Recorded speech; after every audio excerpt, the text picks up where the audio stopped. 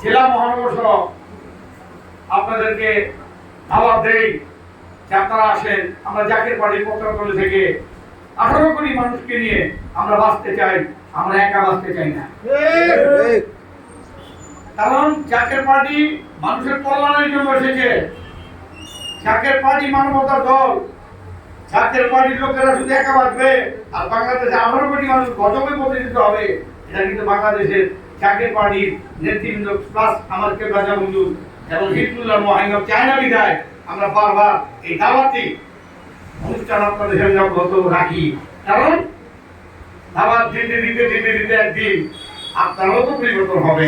আবু জাহেলকে আল্লাহ পাক রাসূল পাক সাল্লাল্লাহু আলাইহি ওয়াসাল্লামের 19 বার দাওয়াত করেছিলেন, তার কপালে ছিল না, উনি ইসলাম গ্রহণ করে নাই। কিন্তু আমরা তো একটা মানুষকে 19 বার দাওয়াত করতে পারিনি, পারছি না।